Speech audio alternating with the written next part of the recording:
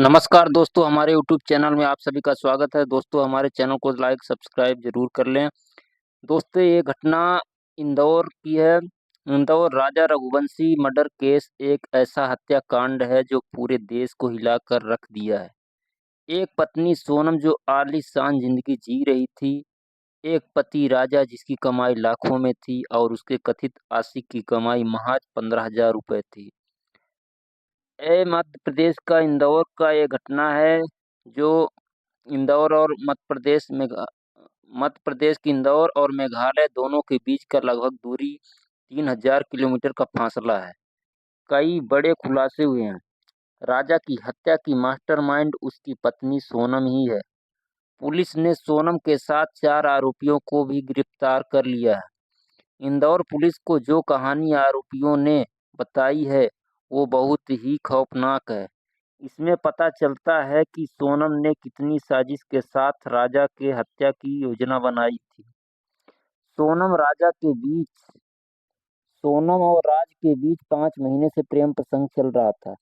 राज ने कबूल किया कि सोनम से अफेयर 4 से 5 माह पूर्व से चल रहा था। पिता के हार्ट पेशेंट होने के कारण सोनम लव मैरिज शादी नहीं कर पा रही थी। पिता समाज में शादी करना चाहते थे, इसलिए उसने राजा से शादी को हाँ कर ली। उसने पहले ही तय कर ली थी कि शादी के बाद राजा को मार कर राज के साथ रहने लगेगी।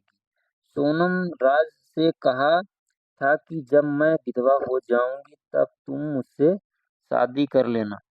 तब मेरे परिवार वाले भी हमारी शादी के लिए मान जाएंगे। इसके बाद सोनम और राजा की 11 मई को शादी हुई। दोनों के परिवार बहुत खुश थे। दोनों के परिवार में आपस में घुल मिल गए।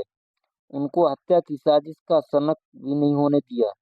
16 मई को सुपर कॉरिडोर की कैफे में राजा की हत्या की साजिश रची गई। प्रेमी राज ने विशाल चौहान, आकाश राजपूत, आनंद कुर्मी को साथ में लिया और उसी रात 6 घंटे तक सोनम ने पूरी हत्या की फोन पर अपडेट देती रही। हत्या के पहले राज ने आरोपियों को 50,000 की एक पैड मोबाइल फोन और एक एंड्रॉयड मोबाइल और नई सिम दिलाई। ये सब चीजें आरोपियों ने सोनम को दे दे दी। इसी फोन से शिलांग जाने के बाद सोनम तीनों के संपर्क में रहेगी।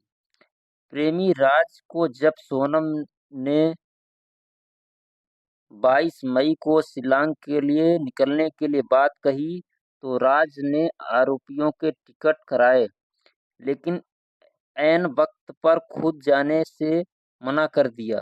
राज इंदौर से ही तीनों को डायरेक्शन देता रहा। यहाँ पर राज की अंतिम संस्कार में भी शामिल हुआ ताकि किसी को शक न हो सके कि आरोपियों ने बताया कि वे राज के कहने पर शिलांग आए। राज राजा जिस छोटी कुल्हाड़ी से मारा गया, उसे ऑनलाइन गुवाहाटी से खरीदा था। आरोपियों ने उनके होम स्टेट से 1 किलोमीटर दूर ही ठहरे थे। सोनम आरोपियों को पल-पल की खबर देती थी। यहाँ पर किराए की बाइक ली थी। राजा सोनम के पीछे घूमने लगी। आरोपियों ने बताया कि 23 मई को दोपहर 1:30 बजे राज की हत्या की गई। 23 मई को सोनम ने अपना एकादशी व्रत किया था। ये बात फोन पर अपने सास को भी बताया था।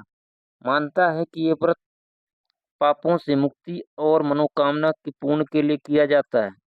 लेकिन सोनम को जिस दिन हत्या को अंजाम दिया, दोपहर में सोनम फोटो शूट के बहाने राजा को सुनसान जगह ले गई।